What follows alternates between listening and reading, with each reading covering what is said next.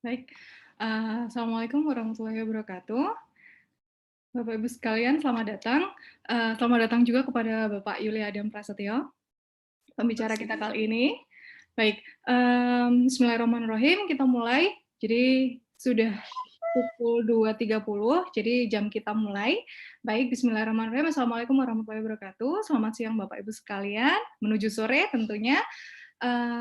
Selamat datang juga saya sampaikan kepada Bapak Adam, dan juga Wakil Dekan 1 Fakultas Rekayasa Industri, Dr. Tin Fabrianti Kusumasari, Wakil Dekan 2 FRI, Dr. Irfan Darmawan, Ketua Kelompok Keahlian Enterprise and Industrial System, Dr. Luciana Andrawina, seluruh Ketua Kelompok Keahlian dan Ketua Laboratorium Riset Fakultas Rekayasa Industri, tamu undangan yang saat ini sedang menyaksikan live streaming via YouTube channel kita, serta para peserta yang saat ini telah hadir di meeting kita untuk mengikuti rangkaian kegiatan dalam acara seminar online yang akan membahas topik-topik terkait sistem arsitektur and governance-nya.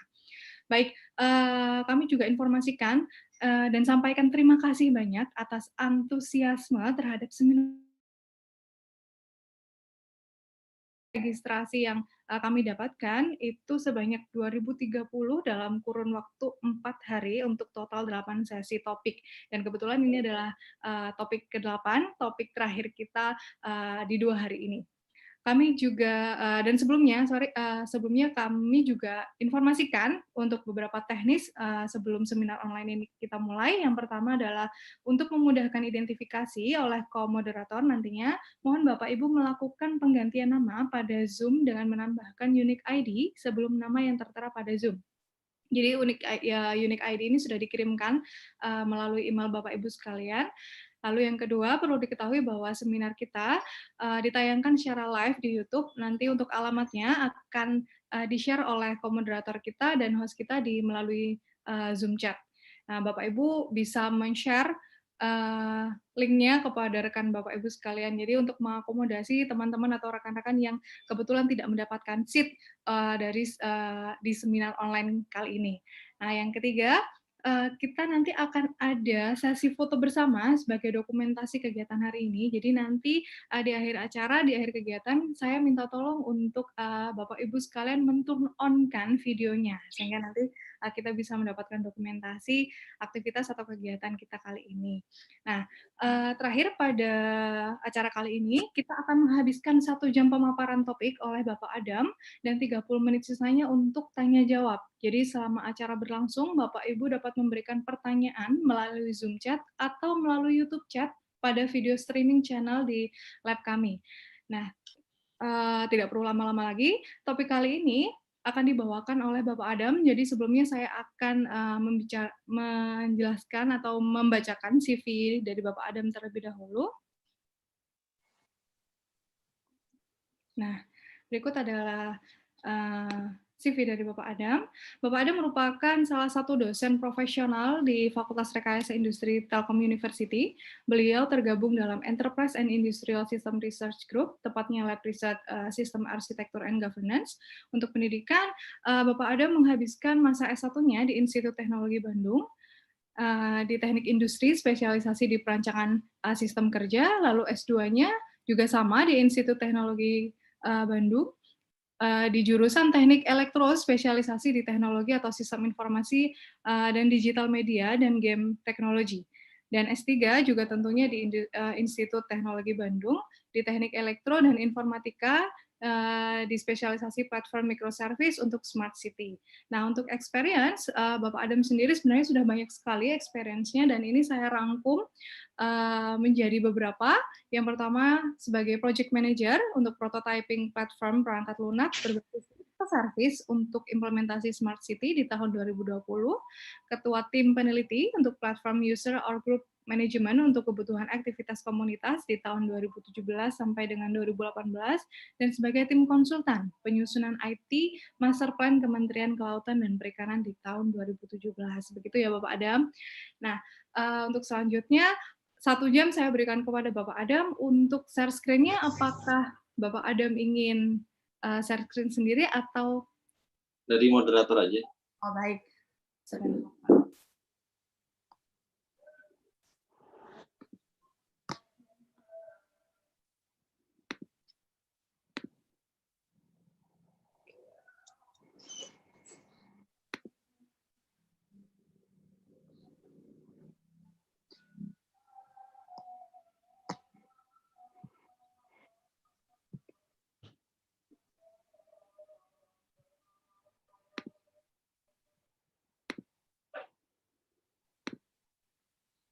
Baik, apakah sudah terlihat Bapak Ibu? Udah terlihat. Mangga Bapak 1 jam untuk Bapak Adam. Baik, terima kasih. Oke, Assalamualaikum warahmatullahi wabarakatuh. Selamat sore Bapak dan Ibu semua. Terima kasih udah bisa hadir di sini. Sengaja saya membuat materi ini jadi tentang enterprise arsitektur. Jadi saya ingin memberikan gambaran tentang apa itu enterprise arsitektur, terus kemudian secara profesi juga ada IT arsitek. Nah, itu juga menurut saya perlu diketahui oleh Bapak dan Ibu semuanya, dan kemudian yang tidak kalah pentingnya adalah perannya membangun teknologi informasi perusahaan. Memang dalam sesi ini mungkin relatif global, tapi saya ingin sampaikan secara global agar kita punya pemahaman yang bagus terkait dengan enterprise arsitektur. Mudah-mudahan saya bisa menyampaikan dalam waktu yang singkat ini sehingga Bapak dan Ibu semua tahu tentang enterprise arsitektur. Silahkan. Ya, di sini saya memang pernah dapat sertifikasi di TOGAF dan COVID Foundation. Jadi ini juga cukup untuk memberikan sertifikasi yang mungkin sertifikasi internasional yang saya rasa Bapak dan Ibu juga perlu untuk dapat sehingga bisa mengimplementasikannya di tempat masing-masing. Silakan, Bu. Ya, ini yang menarik. Jadi kita kan punya beberapa materi yang disampaikan ya dalam beberapa sesi. Mungkin tadi sudah disampaikan oleh moderator, ada sekitar 2.300 yang mendaftar. Nah, yang menarik, AI itu minatnya cukup besar, sehingga yang daftar di sesi ini cukup besar. Jadi saya sangat optimis bahwa tren AI ke depan itu juga sangat besar, walaupun ini mungkin baru buat Bapak dan Ibu, kita semua, tapi sebenarnya AI itu sangat sangat punya peran penting untuk ke depan. Nah, ini kalau kita lihat di sini kan ada mulai dari, jadi yang paling banyak ini dari perguruan tinggi. Jadi saya lihat dari dosen itu juga banyak, terus kemudian berikutnya dari mahasiswa ini juga banyak, terus kemudian dari perusahaan juga ini yang berikutnya adalah perusahaan, dan kemudian dari pemerintahan, ada pemerintahan pusat dan pemerintahan daerah. Baik. Jadi saya cukup optimis dengan ini. Silakan next. Nah, jadi outline yang saya ingin sampaikan ini ada 3 bagian ya. Jadi EA sendiri, jadi saya akan dekati dengan EA framework yang netral. Jadi Bapak dan Ibu tidak perlu, "Oh, saya harus berangkat dari mana nih? Dari TOGAF atau dari FIAF, DODAF dan sebagainya." Tapi saya ingin coba sampaikan dari yang global sehingga Bapak dan Ibu nanti bisa paham tentang EA dengan cukup baik. Nah, kemudian tentang IT arsitek nih, kalau orangnya yang mendesain itu akhirnya kita bisa sebut dia sebagai IT arsitek. Sebenarnya ini akan ada beda nih teman-teman, ada yang analis, eee, database, designer, software design dan sebagainya. Nah, ini ada namanya IT arsitek. Nah, ini sebenarnya secara sertifikasi sudah ada di TOGAF maupun di SKKNI. Nah, kemudian yang terakhir adalah tentang peran EA. Bagaimana EA itu punya peran di dalam satu perusahaan. Baik, next.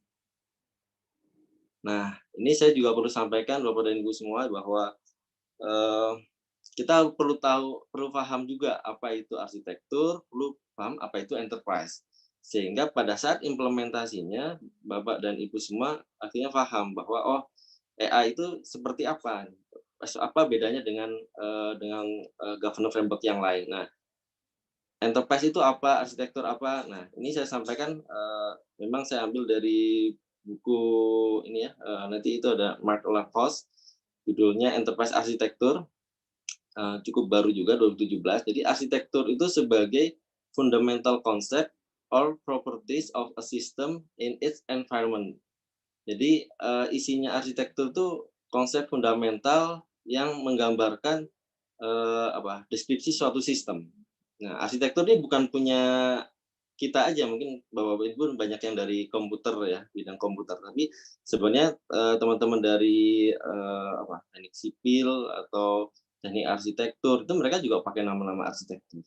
Jadi tapi ini gambaran. Jadi ada satu gambar konsep fundamental yang menggambarkan suatu sistem. Nah, dan itu terdiri atas apa?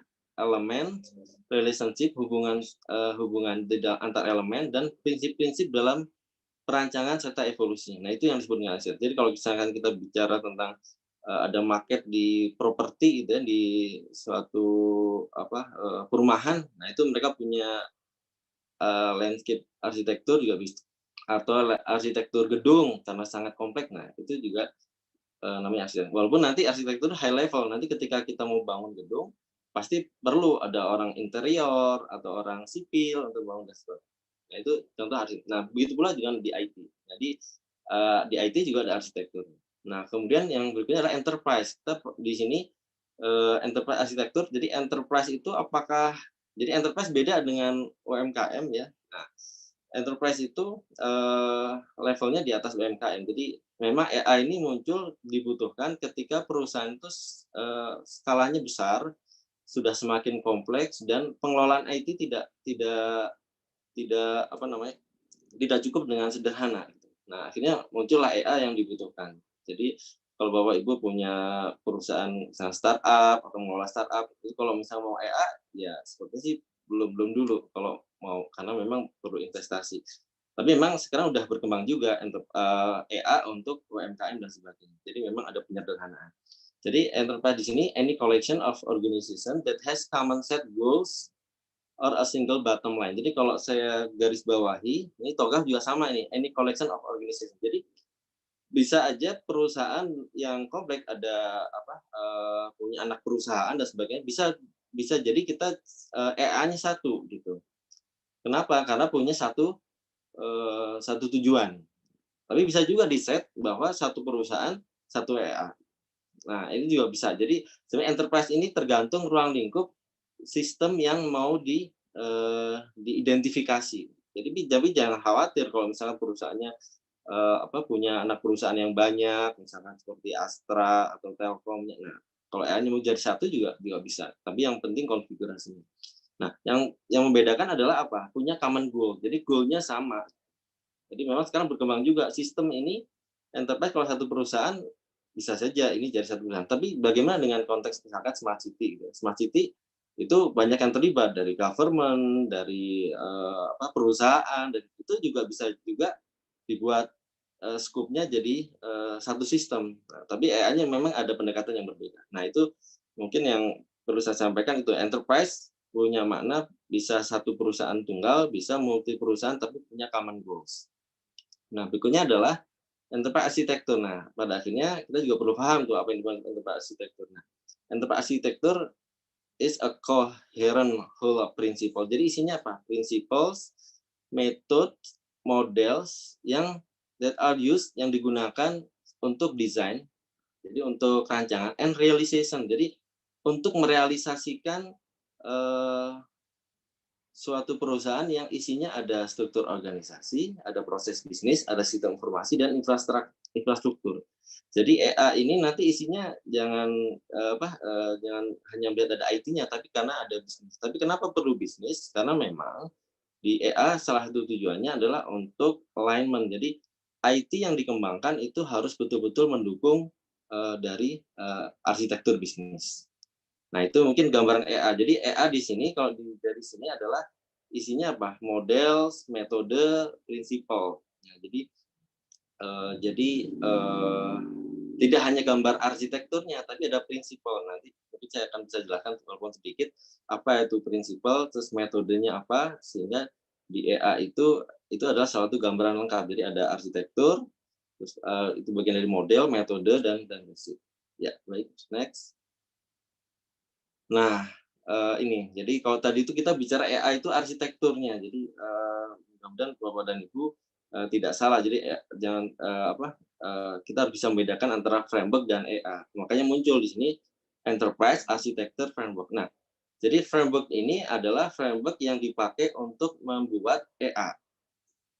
Jadi framework yang membuat dengan konteks yang sesuai dengan framework yang nanti ada. Jadi framework adalah struktur dari yang isinya tentang konten, proses yang dapat digunakan untuk menyusun cara berpikir untuk mendukung konsistensi dan kelengkapan dalam membuat EA. Jadi framework itu seperti cara ya, ya salah satunya cara di dalamnya yang dimana membantu kita untuk merealisasikan EA. Kemudian arsitektur framework adalah foundational structure or set of structure which can be used for developing a broad range of different architecture. Jadi bicara framework arsitektur ini akhirnya kita akan berpikir bahwa penerapan arsitektur framework ini bisa diimplement di berbagai objek gitu ya. Yang perusahaannya transportasi, perusahaannya telekomunikasi dan sebagainya. Dengan adanya framework ini ekspektasinya adalah harapannya kita bisa implement gitu ya. Makanya muncul framework yang dibakukan sehingga tidak harus beda-beda transportasi kita pakai framework yang berbeda. Enggak. Nah, ini kebutuhan arsitektur framework. Nah, kemudian TOGAF mendefine terkait dengan apa sih yang metode yang perlu diperlukan untuk di EAF. Nah, pertama adalah existing kondisi, target state itu yang mau direalisasikan, kita mau ngarah kemana, terus yang kemudian di dalam suatu framework atau metodologi itu harus ada tools atau kemudian bahasa-bahasa permodelan yang seragam untuk bisa diimplementasikan dalam merancang EA. Kemudian yang ketiga, itu harus bisa melingkupi standar-standar yang lain yang menjadi compliant produk yang lain. Karena memang ini akan melibatkan implementasi teknologi, misalkan di sisi infrastruktur. Nah, itu kan banyak standar-standar lain ya, standar jaringan, standar security. Nah, framework yang bagus adalah framework yang bisa mengakomodasi itu. Baik, next. Nah, mungkin mudah-mudahan Bapak dan Ibu sudah dapat gambaran tentang EA dan EA framework ya. Nah, jadi di EA framework ini Bapak dan Ibu bisa lihat sejarahnya. Dan ternyata sebenarnya inisiasi dari Enterprise Architect Framework itu bukan yang baru. Nah, di sini kalau Bapak dan Ibu bisa lihat di Zahman ya, di Zahman itu bisa kelihatan bahwa ini tahun 87 gitu ya.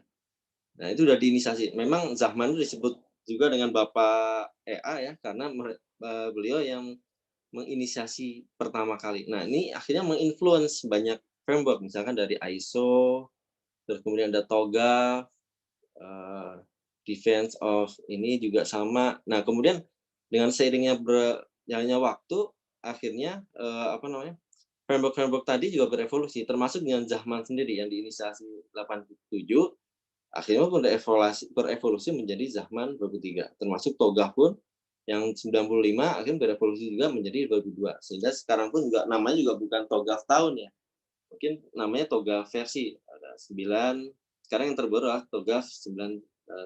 Nah, ini juga saya perlu sampaikan terkait dengan historis bahwa memang ternyata tidak hanya satu framework itu, jadi cukup banyak untuk bisa digunakan. Baik, next. Nah, ini saya angkat agak akademis, tapi sebenarnya ini saya ambil dari framework EA di framework EA yang ada di ISO. Nah, jadi kalau dilihat di sini, Bapak dan Ibu bisa lihat bahwa sistem, misalnya kita ini punya perusahaan ya, itu di sistem ini sebenarnya perusahaan itu dia ada karena harus memfulfill atau memenuhi misi yang ada di perusahaan. Kemudian sistem kita itu akan dipengaruhi oleh environment, lingkungan. Ada persaingan, terus kemudian supply chain dan sebagainya. Nah, ini kita harus pahami sistem kita seperti itu. Dan memang kedepannya juga akan dinamis. Ada lagi teknologi. Nah, itu juga akan mempengaruhi sistem. Nah, sistem itu bisa dilihat, bisa kita gambarkan, modelkan dalam bentuk arsitektur. Dan masih menggunakan bahasa arsitektur yang umum ya. Nah, sistem itu juga dia punya harus memenuhi stakeholder yang akhirnya kita identifikasi dengan yang semua pihak yang punya kepentingan dengan sistem yang ada. Jadi kalau perusahaannya BUMN itu bisa aja ada supplier, untuk manufaktur ya misalnya ada supplier, terus ada misalkan pemerintah. Nah, stakeholder itu harus diidentifikasi di sistem tersebut. Nah, masing-masing stakeholder itu punya concern, punya viewpoint, terus kemudian punya sudut pandang juga. Nah, sudut pandang itu pada akhirnya ini arsitektur itu bisa digambar dengan wajah yang berbeda, bermacam-macam. Misalkan perusahaan itu kita bisa gambarkan misalkan itu terkait dengan kumpulan orang, sebenarnya ada arsitektur organisasi. Atau secara bisnis, perusahaan bisa dilihat secara bisnis, akhirnya muncul yang namanya arsitektur bisnis. Sistem informasi itu cara pandang yang kita lihat bahwa perusahaan itu harus ada sistem informasi, akhirnya muncullah arsitektur sistem informasi. Jadi setiap arsitektur itu bisa dipandang dengan banyak hal sehingga dia masing-masing punya deskripsi yang berbeda. Nah, kemudian ini sebenarnya dibantu dengan cara akademik, ada model ya, ada model tuh sebenarnya kan kita sudah ada beberapa yang arsitektur bisnis, untuk bisnis ada yang menggambarkan dengan BPMN. Terus kemudian untuk sistem informasi ada pakai UML, database ada IRD dan sebagainya. Teknologi di industri jaringan juga ada. Nah, ini model yang nah, pada akhirnya kita akan paham bahwa untuk membangun arsitektur ini kita akan mengimplement banyak model. Nah, EA framework itu dia akan memasukkan banyak yang tadi ya, sebagaimana yang tadi di slide sebelumnya itu include dari beberapa dari model yang ada. Jadi yang untuk mendukung dari tujuan dari enterprise architecture framework itu sendiri. Sehingga nanti akhirnya muncullah enterprise architecture. Baik, itu mungkin lanjut. Nah, mudah-mudahan Bapak dan Ibu sudah bisa paham tentang enterprise architecture dan enterprise architecture framework ya. Jadi, tapi memang ini saya memberikan global, tapi mungkin saya perlu sampaikan sebelum slide ini masuk ya adalah bahwa di enterprise architecture itu akan berbeda mungkin yang Bapak dan Ibu di bidang komputer mungkin biasa dengan software engineering-nya. Nah, enterprise architecture itu adalah yang disebut dengan arsitektur adalah high level ya. High level itu bisa dibaca, dioperasionalkan, tapi punya kebutuhan dan kepentingan yang berbeda dengan model yang lain. Misalkan UML, Bapak dan Ibu, itu UML itu dipakai ketika arsitektur itu ada. Misalkan kita udah buat namanya di sistem informasi itu ada application diagram gitu ya, itu menggambarkan ada aplikasi-aplikasi apa aja yang ada dalam satu perusahaan, yang mana dengan adanya aplikasi itu terlihat adanya interaksi antar aplikasi dengan aplikasi yang lain, atau dengan di data juga nanti ada arsitekturnya. Nah, bedanya dengan software engineering adalah misalkan kita mau develop satu aplikasi, nah aplikasi yang mau dibangun itu harus sesuai dengan yang sudah dibangun di arsitektur. Jadi arsitektur gambaran big picture dari suatu arsitektur dalam suatu perusahaan. Bisa bisnis, bisa sistem informasi, bisa data, ataupun bisa juga teknologi. Nah, ketika bangun aplikasi, misalnya kita ambil atau aplikasi, misalnya ada aplikasi HR, misalnya. Nah, aplikasi HR itu udah di-define di arsitektur yang ada di EA. Nah, untuk mendevelop aplikasi HR, itu kita gunakan software engineering. Jadi project manajemennya ketika bicara tentang pengembangan aplikasi, ya kita pakai software engineering, SDLC, prototyping, agile dan sebagainya. Nah, AI itu fungsinya berbeda. Nah, itu mungkin yang perlu saya sampaikan dahulu. Nah, kemudian adalah di sini. Jadi di slide ini saya ingin sampaikan juga bahwa enterprise architecture framework itu kita perlu bedakan juga dengan framework-framework yang lain. Gitu. Kenapa? Ya, karena masing-masing punya peran yang berbeda. Mungkin kita kan sudah banyak kenal dengan ini ya, punya framework ya, yang pada akhirnya kita pun bingung pada, saya mau pakai framework yang mana? Pada akhirnya kita perlu tahu masing-masing framework itu gunanya buat apa sehingga kita bisa tepat menggunakannya. Nah, ini EA tadi, framework yang tadi dibandingkan dengan framework yang lain mungkin yang Bapak dan Ibu sudah cukup kenal gitu. Misalkan ini, ada strategic management. Nah, ini kalau Bapak Ibu mau baca lebih lanjut bisa lihat di buku Mark Lackhouse ya tentang enterprise architecture judulnya. Jadi strategic management itu framework, salah satu contohnya adalah balance scorecard. Jadi Bapak Ibu mungkin yang sudah pernah tahu tentang balance scorecard. Jadi framework balance scorecard itu dipakai untuk membantu perusahaan memperjelas dan mengimplementasikan atau merealisasikan visi dan strategi perusahaan. Jadi perusahaan punya visi dan strategi yang kemudian dijalankan oleh resource yang ada di perusahaan, baik dari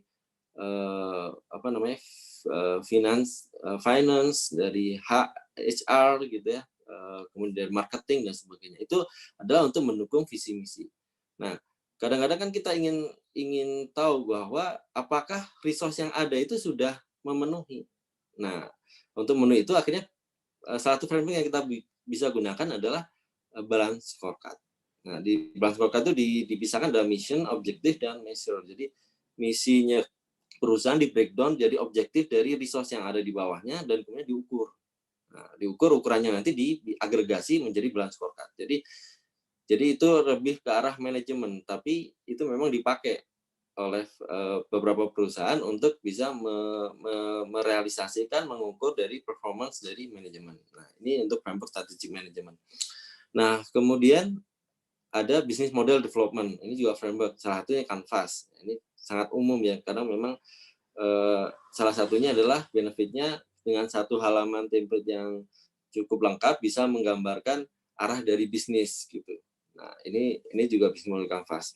Kemudian adalah bisnis arsitektur. Nah, bisnis arsitektur adalah blueprint. Blueprint itu semacam acuan ya, cetak biru. Jadi kenapa disebut biru itu karena mungkin orang desain arsitektur tuh nyetaknya biru, jadi sukanya disebutnya blueprint. Nah, kemudian yang menyediakan gambaran terkait dengan organisasi, jadi untuk mendeskripsikan bahwa arsitektur itu align sesuai dengan strategik, objektif, dan kebutuhan taktis. Jadi ini arsitekturnya dibangun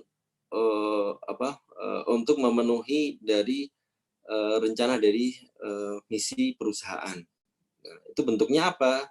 Bentuknya ya organisasi, proses, dan sebagainya. Sebenarnya ada arsitektur goal dan sebagainya. Nah, itu di arsitektur bisnis. Ini salah satunya mungkin namanya BizBook ya. Jadi body of knowledge-nya punya arsitektur bisnis. Namun ada yang lain juga OBA ya, Open Business Architecture. Nah, ini kalau misalnya memang Bapak Ibu pengen menggambar arsitektur bisnis ya bisa aja pakai framework tersebut. Nah, kemudian adalah quality management. Nah, quality management di sini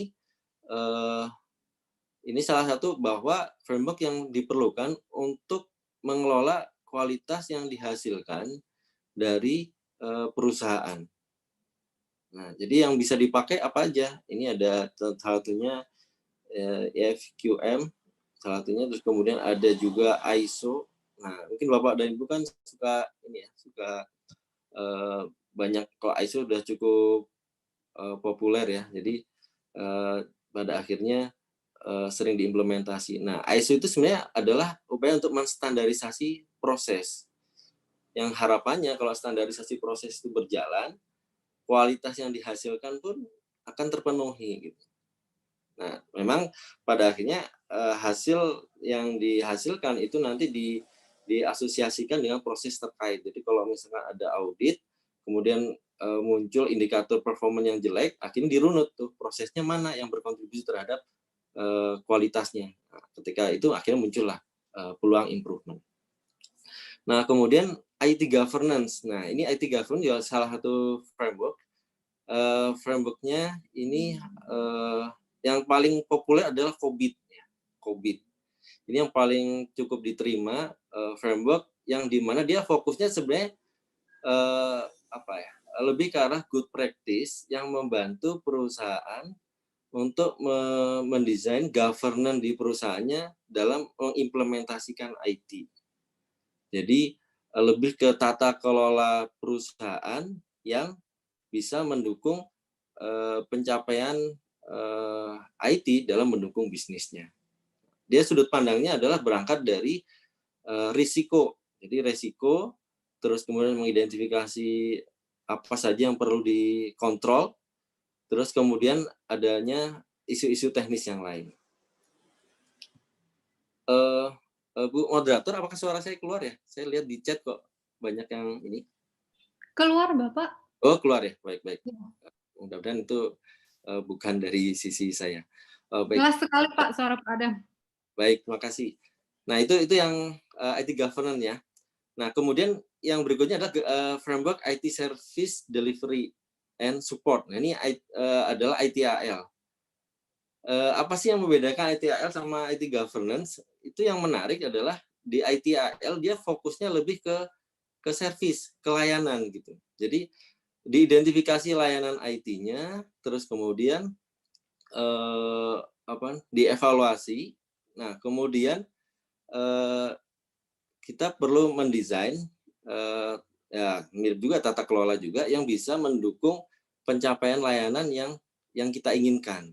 Pokoknya di layanan IT. Jadi ITAL digunakan untuk membantu perusahaan menyediakan layanan IT sehingga kualitas yang dihasilkan dari layanan itu sangat baik. Nah, memang sih kadang identifikasi layanan yang baik itu disederhanakannya asal layanan itu bisa memenuhi kebutuhan dari si user, itu bisa disebut dengan baik gitu. Jadi pasti requirement. Nah, kemudian yang berikutnya ada IT implementation. Nah, IT implementation ini salah satunya mungkin ini ya, capability maturity model. Nah, ini capability maturity model ini juga banyak dipakai juga di EA juga ada capability maturity model untuk mengevaluasi seberapa baik perusahaan itu mengimplementasikan capability. Jadi framework IT implementasikan adalah digunakan untuk mereview, mengevaluasi implementasi IT yang ada di perusahaan.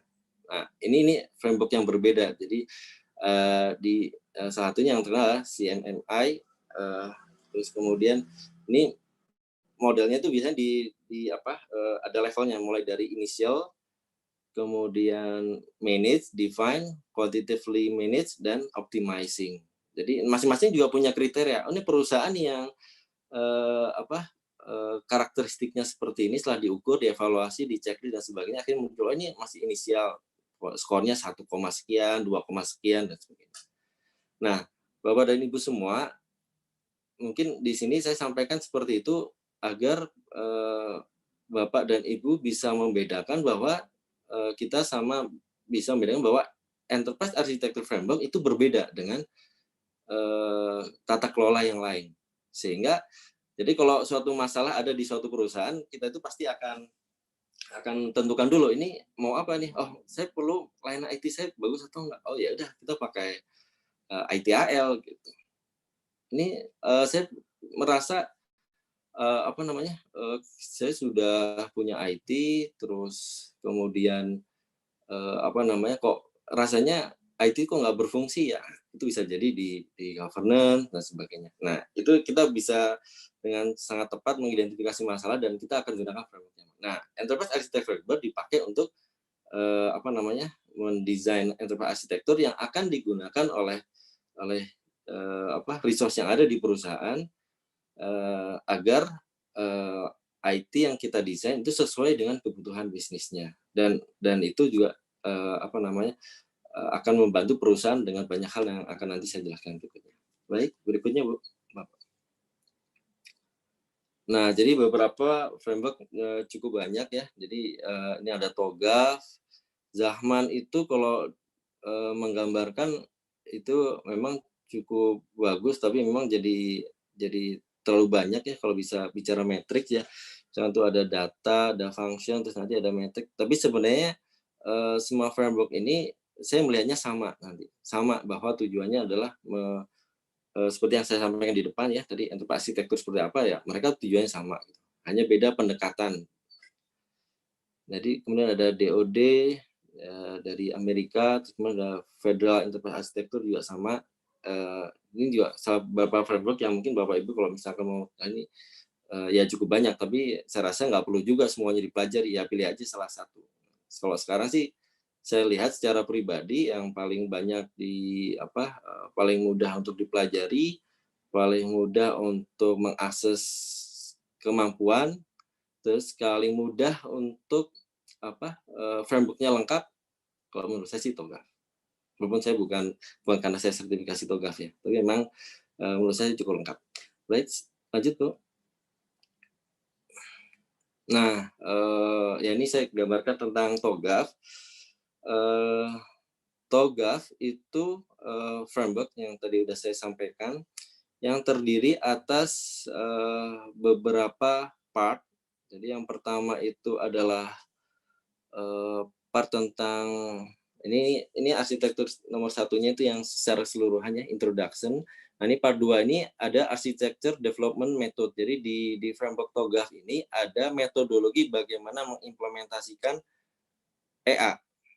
Nah isinya apa? Ada guideline, teknik, terus kemudian library. Jadi artefaknya itu artefak itu cara menggambarnya seperti apa. Nah itu ada di part 2 caranya. Nah kemudian arsitektur konten. Nah, konten itu terkait dengan kan di TOGAF itu ada bisnis, terus kemudian sistem informasi, terus kemudian ada data, terus ada teknologi, terus kemudian ada juga ini migration planning terkait dengan mentransformasi atau nah ini yang suka dipakai untuk project management atau milestone-nya perusahaan. Itu di arsitektur content framework. Nah, kemudian yang berikutnya di 5 adalah TOGAF reference material. Ya, ini continuum and tool. Jadi kalau bicara tools, jadi EA itu diminta untuk punya tools yang mendukung realisasinya EA. Jadi tools itu nanti saya ada satu slide yang terkait dengan tools, beberapa tools yang bisa digunakan. Itu bentuknya juga seperti aplikasi juga sistem informasi, sehingga EA itu bisa terimplementasi. Nah, satu lagi yang tidak bisa dilupakan adalah yang part 6. Nah, ini ada architecture capability framework. Yang tidak bisa dilupakan oleh kita adalah bahwa AI ini sebenarnya nggak bisa jalan kalau organisasinya tidak mendukung. Nah, di setting atau konfigurasi terkait hal itu tuh ada di part 6 ini. Nah, ini terkait dengan organisasi, terkait dengan target KPI-nya, terus main budgetnya. Jadi kalau saya boleh bilang kan misalkan kita yang paling umum itu kan ada IT master plan ya. IT master plan terus hasilnya dokumen. Jadi misalnya ada project, ini tolong kerjain IT master plan. Selesailah sampai ke milestone. Tapi karena tidak ada sistem informasi, tidak ada organisasi, kadang-kadang itu hanya buku yang tertumpuk dan tidak digunakan. Nah, paling bagus itu kan sebenarnya AI ini cukup kompleks ya, ada arsitektur informasi. Nah, itu betul-betul dipakai acuan gitu untuk mengembangkan ke depan. Nah, itu yang suka dilupakan sehingga AI itu nggak jalan, IT master plan juga nggak jalan. Nah, itu yang terjadi. Nah, dengan ini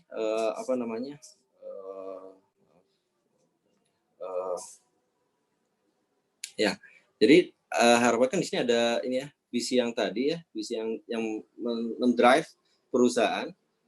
Akhirnya dengan adanya AI di sini.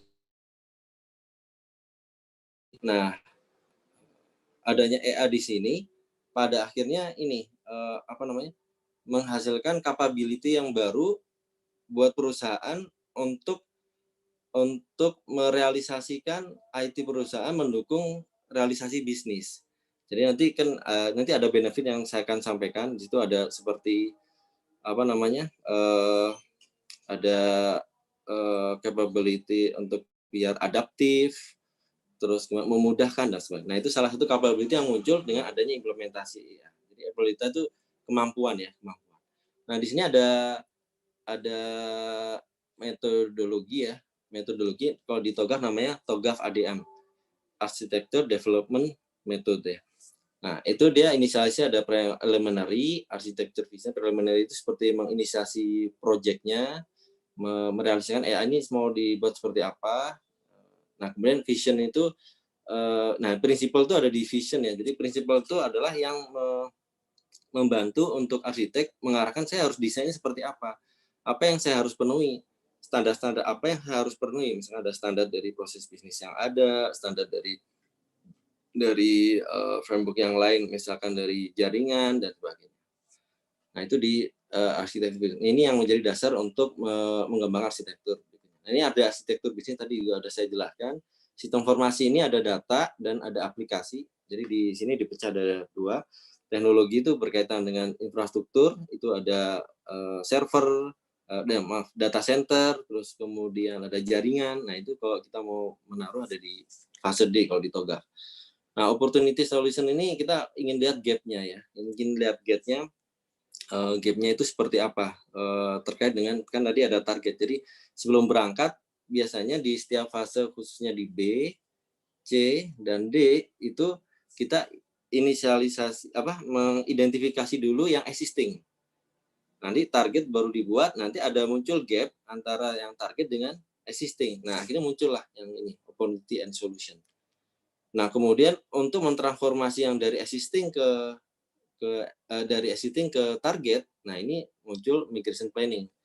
Beberapa project mungkin perlu diidentifikasi di fase ini untuk merealisasikan existing menjadi target. Jadi ini biasanya muncul jadi roadmap, milestone dan sebagainya. Nah ini governance. Nah ini governance ini salah satunya adalah seperti yang saya sama tadi, AI itu tidak akan jalan kalau tata kelola tidak ada. Oleh karena itu harus didukung dari sistem tata kelola yang ada di perusahaan. Salah satunya misalnya organisasi. Ada beberapa perusahaan yang sudah ada bagian, mungkin ini maturity juga akan berbeda. Ada yang satu bagiannya kecil, ada staffnya aja, ada yang levelnya assistant manager atau ada yang levelnya manager dan sebagainya. Nah artinya apa? Harus ada orang yang bertanggung jawab perannya di dalam EA ini, sehingga proyek-proyek yang dikembangkan di bawah EA harus sesuai dengan level EA-nya, sesuai dengan rancangan EA sebagai referensi. Nah kemudian change management bahwa kita ini ya EA ini kan sebenarnya suatu mungkin disebut seperti siklus karena ini akan berulang. Nah akhirnya kita harus siapkan suatu fase atau tahapan yang dimana kita perlu melakukan review terhadap EA dan kemudian kita perlu melakukan penyesuaian. Jadi mungkin bisa aja di change management itu ada suatu proses kan organisasinya ada yang misalnya di fase G. Nah di sini kan pasti setiap organisasi atau bagian tuh harus ada proses bisnisnya. Nah proses bisnisnya harusnya bagusnya mengakomodasi change management. Akhir tahun ada review misalkan dari semua unit apakah ada perubahan dari arsitektur yang ada sehingga pada akhirnya di tahun berikutnya ada penyesuaian. Nah, pada akhirnya dengan seperti itu perusahaan pun akan berubah. Seperti yang tadi bahwa drivernya ini banyak ini. Teknologi berubah, pasar berubah yang menyebabkan perubahan atau rencana dari EA-nya pun juga ada perubahan. Baik, itu mungkin. Lanjut, silakan Bu.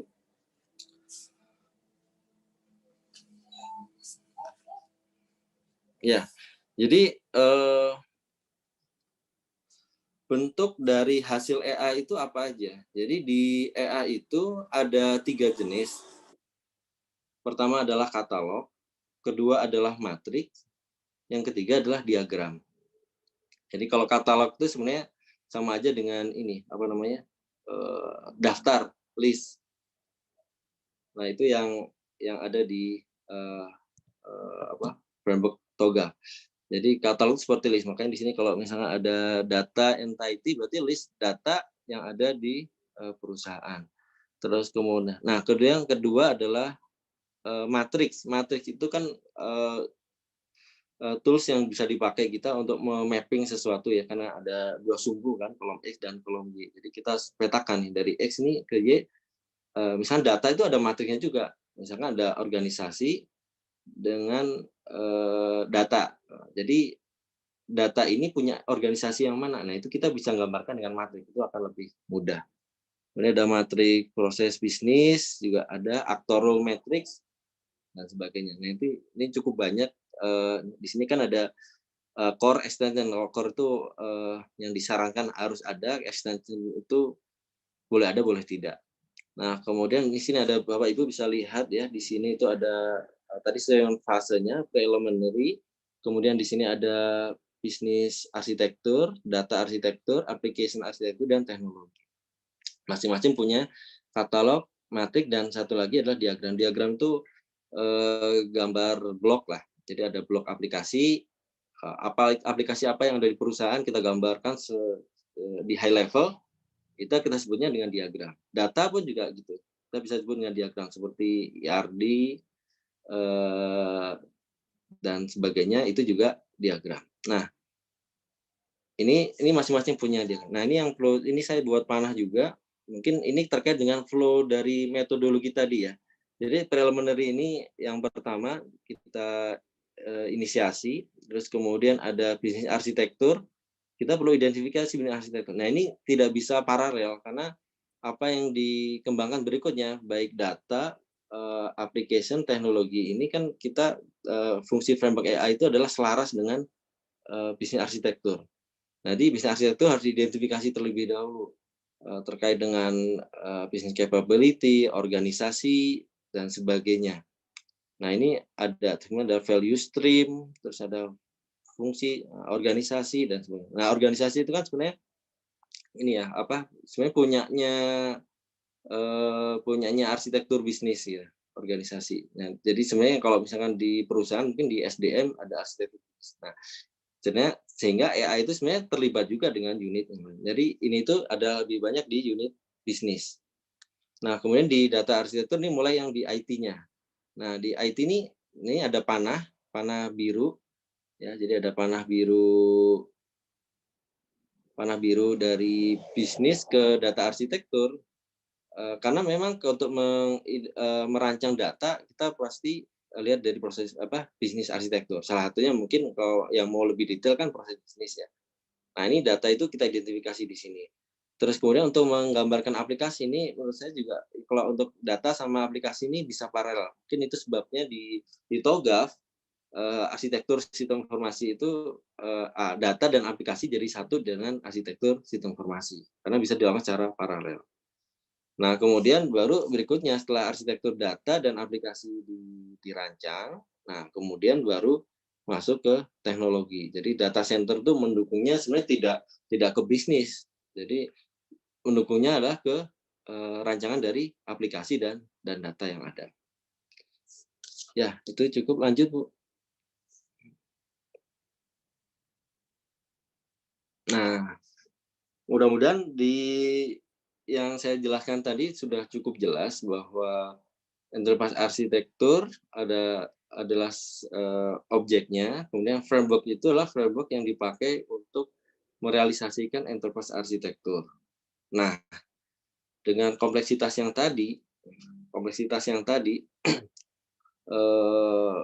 orang yang melakukan itu kita bisa sebut dengan namanya arsitek. Jadi arsitek itu apa sih yang dilakukan sebenarnya?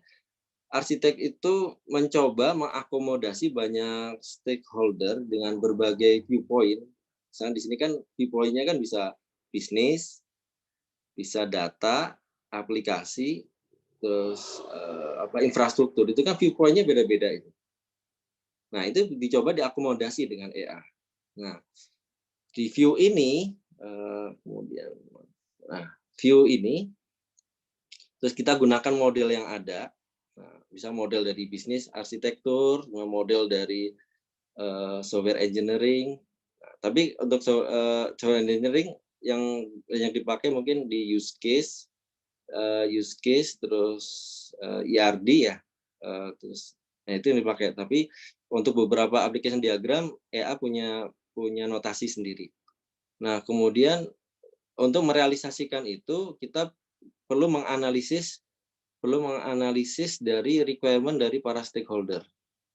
Nah, kemudian dari hasil analisis kita, kemudian kita wujudkan rancangan itu di rancangan EA.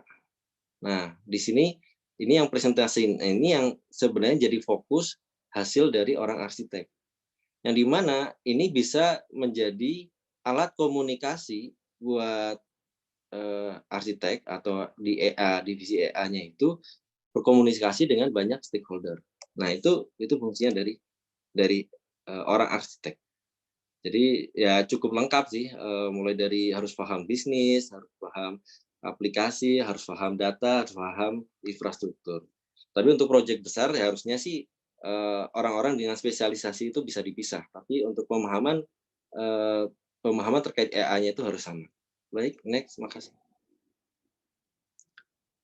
Nah, jadi ini kita bicara tentang arsitek, IT arsiteknya. Jadi di tahun 2015 Indonesia sudah merumuskan SKKNI untuk Enterprise Arsitektur. Jadi orang yang mau di bidang ini jangan khawatir, sebenarnya profesi ini sudah diakui walaupun tahun 2015. Memang belum banyak perusahaan, tapi yakinlah bahwa ke depan itu akan sangat besar. Jadi saya beberapa ambil kutip kan dari keputusan menteri ini. Jadi dikatakan bahwa kompetensi EA itu begitu penting sehingga menjadi salah satu kompetensi yang harus dimiliki oleh CIO. Mungkin untuk CIO kalau mau sertifikasi sepertinya bisa melihat bisa melihat EA sebagai salah satu yang perlu diraih untuk membantu pemahaman kita terkait dengan perusahaan dan IT-nya. Nah, kemudian Indonesia ini statement dari SKKNI bahwa perlu ada orang SDM yang di bidang enterprise arsitek untuk mendukung kinerja DIK yang optimal. Ini cukup penting, soalnya beberapa mahasiswa saya ketika mau kerja praktek, mau tugas akhir gitu, EA itu suka salah artikan. Jadi ketika masuk EA, ini tolong buatkan aplikasi. Itu kan karena tidak tahu profesi atau bidang apa. Terkait dengan bidang TA-nya juga, tugas akhirnya juga suka disalahartikan.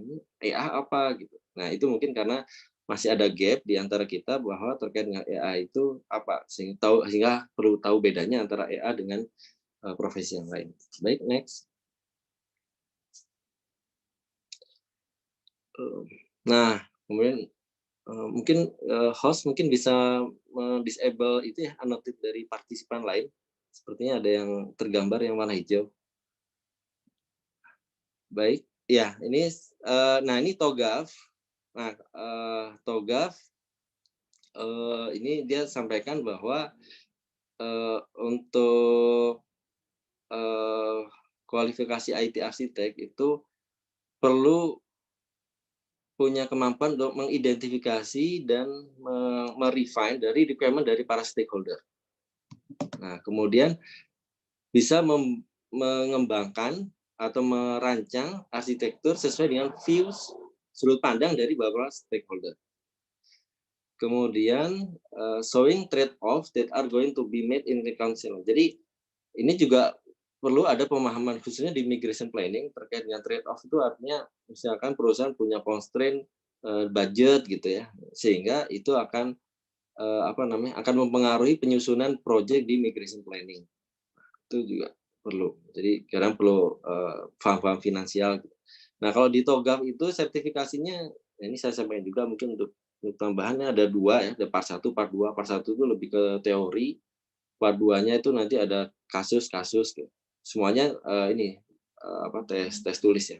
Nah, berikutnya yang berbeda adalah di SKKNI ya. Silakan next.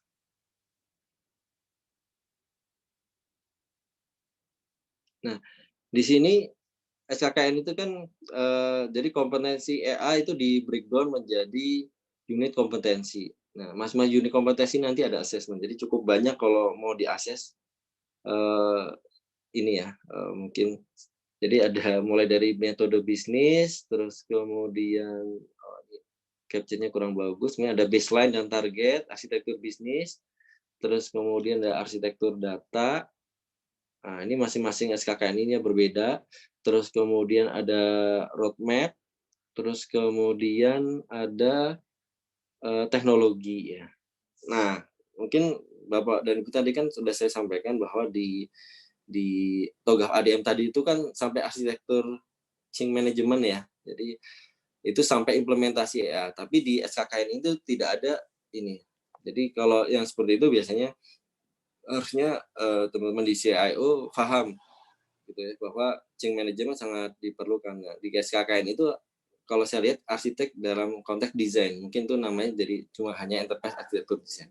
Tapi yang perlu saya sampaikan bahwa di framework enterprise arsitektur itu kita harus bisa mendesain untuk implementasinya juga, termasuk ke organisasinya. Baik, next. Nah, ini yang saya perlu menyampaikan ini karena memang saya rasa penting, yaitu adalah sebenarnya gimana sih itu kalau dampaknya ke teknologi perusahaan. Nah, bahwa AI itu yang pertama dia akan menjadi rancangan yang high level yang menjadi acuan dari seluruh organisasi. Jadi harus sama, baik unit bisnis maupun unit IT, baik itu di bagian data, baik itu di bagian aplikasi, baik itu di infrastruktur, itu kalau mau lihat rancangan high levelnya, acuannya itu adalah di EA. Gitu. Jadi nggak boleh menyimpang dari EA yang sudah di-define. Dengan adanya hal seperti itu, pada akhirnya optimisnya adalah itu bisa selaras, IT yang dibangun itu sesuai dengan ekspektasi perusahaan bahwa bisnisnya memang betul-betul didukung oleh IT. Jadi di EA itu jadi satu, bisnis sama itu jadi satu, maksudnya satu tempat. Nah, makanya di TOGAF itu dia buat ada namanya Enterprise Repository. Repository itu ada meta modelnya, ada terkait dengan bisnisnya ada, terus kemudian di data dan sebagainya. Nah, nanti implementasinya di tools juga ini di tools tuh akhirnya perlu ada repository. Jadi kemudian akhirnya muncul perlunya repository artefak. Nah, repository artefak itu untuk menyimpan artefaknya gitu. Memang cukup mahal beberapa tools untuk EA. Nah, dan berikutnya adalah adanya organisasi EA gitu. Orang yang bertanggung jawab di EA itu siapa? Nah, kemudian kalau bicara organisasi pasti ada proses bisnis. Proses bisnisnya ada nggak untuk mengakomodasi flow dari EA? Nah, kemudian adanya tools kalau misalnya ada aplikasi sistem informasi. Ini sistem informasi itu sistem informasi itu kan sebenarnya mengakomodasi untuk flow dari suatu proses. Jadi kalau misalkan bisnis proses itu ada repositorinya. Terus kemudian nanti desain dari datanya, aplikasi diagramnya juga harus ada. Nah, kalau tools yang bagus kan pada akhirnya itu kita ngerubah sesuatu di EA itu kalau bisa merubah yang lain kan bisa di-denied, bisa tidak boleh gitu. Nah, itu harusnya bisa diakomodasi di suatu sistem informasi. Nah, ini yang benar. Nah, kemudian next. Nah, ini tools. Jadi kalau bicara yang tadi ya, efek peran perusahaan, jadi ada beberapa tools. Harganya juga nggak murah. Yang biasa di kami kan suka buat lab itu Mega ya. Ternyata tapi di Gartner ini macam-macam nih, beda dan sebagainya. Banyak yang bisa alternatif yang bisa digunakan. Ada Spark. Nah, di Mega yang saya ketahui ini di Mega itu dia punya modul untuk bisnis proses, dia punya modul untuk di aplikasi, bisa punya modul di data yang dimana itu harus confirm, harus sesuai dengan desain di bisnis proses. Jadi kalau kita mendesain sesuatu kan kadang suka kita ada tools ya, misalnya dari proses bisnis atau di software engineering use case gitu ya, sebenarnya kita buat sequence dan sebagainya, tapi sebelumnya belum diidentifikasi nggak bisa. Nah itu. Nah, jadi fungsi aplikasi ini itu adalah untuk mendukung proses bisnis flow dari AI itu sendiri. Nah, sehingga ada repository, ada flow, ya pada akhirnya AI itu akan terimplementasi dengan baik di perusahaan. Nah, itu yang perlu diperhatikan. Jadi mungkin kita perlu berhenti kalau misalkan berpikir IT master plan udah cukup gitu. Tapi kita harus mulai berpikir bahwa bagaimana caranya IT master plan itu bisa jadi acuan dari seluruh unit. Gitu. Kita pasti tahu bahwa kita buat IT master plan itu kita mewawancaranya itu banyak atau mengumpulkan data itu banyak dari satu perusahaan itu dikumpulkan datanya. Nah, itu kalau ada tools yang bisa mengakomodasi itu di ini apa namanya di define-nya oleh unit bisnis yang lain, terus kemudian disimpan di repository, kemudian bisa diakses oleh ada privilege-nya dari unit-unit yang terkait.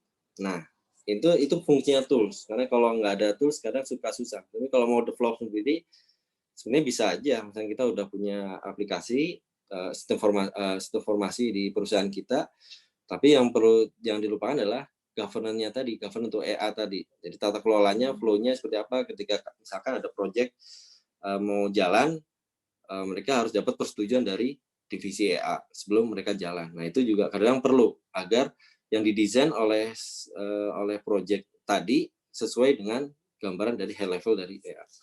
Next. Nah, ini bagian-bagian terakhir yang mungkin saya ambil dari TOGAF aja ya. Jadi ekspektasinya adalah bahwa transparansi yang ada di suatu perusahaan, baik itu di bisnis maupun di IT, dan rancangannya tersimpan, itu membantu proses menjadi lebih mudah. Jadi kalau ada proyek, misalkan ada proyek pengembangan aplikasi sales. Nah, aplikasi sales itu di EA-nya sebenarnya harusnya udah diidentifikasi bahwa aplikasi sales misalkan dia harus usernya single sign on dengan yang ada di aplikasi yang SSO-nya perusahaan kan gitu ya. Terus kemudian jadi nggak perlu lagi ada aplikasi usernya create baru. Nah, jadi ketika bikin KAK, buat KAK itu udah ada acuannya. Datanya ambil dari mana? Nah, data itu udah diidentifikasi di arsitektur data di EA. Jadi terus kemudian roadmap-nya berapa lama harus selesai? Udah ada di EA di migration planning, ada milestone, ada roadmap-nya. Nah, dengan adanya seperti itu kan kesesuaiannya jadi cukup bagus. Nah, efisiensinya pun juga akan muncul gitu, karena nggak terlalu sulit mengidentifikasi karena dokumennya sudah ada. Nah, perusahaan pun juga bisa agile. Kenapa? Agile-nya adalah ketika ada perubahan, orang bisnis yang mengidentifikasi itu akhirnya merubah di arsitektur bisnis. Orang IT pun bisa tinggal lihat di EA terkait di bisnis. Jadi nggak perlu nanya juga ke orang bisnis, tapi sudah tersimpan di repositori terkait dari perubahan. Jadi perusahaan itu cukup fleksibel, flow prosesnya pun sudah ada sehingga perusahaan itu jadi lebih kalau bahasa manusia itu jadi lebih lincah gitu, lebih lincah untuk bergerak. Nah, itu salah satu fungsi dari EA dan implementasi. Ya, next. Nah, kemudian adalah benefit yang lain adalah masalah digital transformation. Jadi kita mengharapkan adalah suatu unit atau lini yang ada di dalam suatu perusahaan semuanya tercover oleh IT, oleh digital. Nah, itu kan salah satunya kadang-kadang mungkin kalau udah rumit, kompleks perusahaan dan kemudian perusahaan belum punya arsitektur bisnis itu yang kadang repot, tidak tahu apa yang harus dikerjakan. Gitu. Nah, tapi dengan adanya AI yang sudah ada whole picture-nya gitu ya terkait dengan strategi, terus mana yang harus dikembangkan sudah tergambar dengan AI, ya pada akhirnya mudah buat orang IT, buat perusahaan untuk mengidentifikasi kita mau bergerak yang mana nih yang mau kita kembangkan. Nah, ini efektif dan efisiennya salah satu operasionalnya di situ. Kalau mau lihat acuan ada di mana operasional acuan untuk mengembangkan aplikasi ini, lihatlah acuannya di EA. Ya, itu salah satu benefit berikutnya. Berikutnya, next. Nah, kemudian better return on existing investment, reduce risk for future investment. Jadi resiko yang muncul kalau misalnya kita tidak terencana dengan EA itu adalah aplikasi yang dikembangkan itu interoperabilitasnya mungkin kacau balau atau mungkin ada duplikasi data, itu akan memunculkan resiko yang sangat banyak di akhir yang dimana ada pekerjaan perbaikan yang seharusnya tidak ada. Nah, itu yang benar. Kalau ada AI itu kita juga mudah mengidentifikasi kalau misalnya tidak ada interoperabilitas. Tapi dengan adanya AI itu harusnya mengkonfirm bahwa interoperabilitas itu harus ada diterapkan di desain. Nah, ini akhirnya mengurangi resiko. Jadi kan kebayang kan, misalnya kita ngembangin aplikasi harga 200 juta, 1 miliar, terus kemudian desainnya nggak sesuai dengan interoperabilitas. Wah, itu impact-nya adalah tidak efektif implementasi. Bisa juga nanti untuk membuat interoperabilitas itu perlu effort dan perlu biaya dan perlu waktu. Nah, itu cost-cost yang harusnya bisa dikurangi. Harapannya itu yang ada di EA, sehingga investasi yang dikeluarkan di IT akan jadi lebih efektif. Next. Ini kalau nggak salah yang terakhir. Jadi, nah ini faster, simpler, and cheaper procurement. Jadi kalau ada procurement itu ya sudah jelas lah acuannya gitu. Jadi kalau ada diagram aplikasi dashboard, itu harus yang paling detail dalam EA itu sebenarnya bukan di aplikasi tapi di data. Data itu paling detail arsitekturnya yang sesuai dengan arsitektur bisnis. Jadi aplikasinya udah diidentifikasi. Jadi kalau misalnya kita mau ngembangin suatu aplikasi, udah ada acuannya. Nah, project pun kalau misalnya kita mau buat TOR-nya, mau buat KAK-nya, acuannya lebih jelas. Sehingga lebih cepat kita membuat, tolong kembangkan ini, acuannya seperti ini, guideline-nya seperti ini. Nah, itu bisa dilihatnya di EA. Nah, itu yang akhirnya memudah, jadi faster, simpler, and cheaper procurement untuk realisasikan IT di perusahaan. Mungkin itu yang bisa saya sampaikan, mudah-mudahan waktunya udah sesuai 1 jam lebih 1 menit ya. Baik, terima kasih, kembali lagi pada Ibu moderator. Baik, terima kasih Pak Adam. Mungkin langsung ke sesi tanya jawab ya Pak Adam ya. Baik. Nah, ini sudah terdapat beberapa pertanyaan yang masuk. Yang pertama dari Bapak Endra dari UMY. Pertanyaannya adalah, di awal saya mendapatkan gambaran permasalahan terkait dengan UMKM atau startup. Ke depan, UMKM harus mempertimbangkan EA untuk bisnisnya menuju perusahaan besar berbasis teknologi informasi. Nah, bagaimana tantangan yang dihadapi UMKM dalam implementasi EA selain masalah biaya? Dan bagaimana model atau framework EA yang tepat atau baik dalam implementasi EA pada UMKM di masa mendatang? Gitu, Pak. Baik, makasih. Mungkin tadi ada satu yang saya perlu klarifikasi di pertanyaan bahwa EA itu untuk implementasi di UMKM itu tidak harus karena memang namanya juga enterprise. Namun memang ada beberapa framework yang dikembangkan yang disesuaikan untuk UMKM. Mungkin bedanya adalah kalau di beberapa framework yang ada untuk UMKM itu adalah mungkin dari sisi kompleksitasnya. Jadi kalau di sisi kompleksitasnya itu di framework untuk UMKM mungkin nggak sebanyak dari ini nggak sebanyak yang ada di EA gitu. Mungkin itu bedanya. Nah, terkait dengan tantangan, menurut saya sih untuk UMKM itu tantangan paling besar sebenarnya bukan di IT sebenarnya, tapi lebih banyak dia harus menstabilkan bisnisnya. Jadi memang EA ini ya kita bisa pakai untuk skop yang kecil, memang kita bisa sesuaikan. Jadi tapi EA ini bisa mendukung UMKM ketika UMKM itu semakin besar dan semakin kompleks.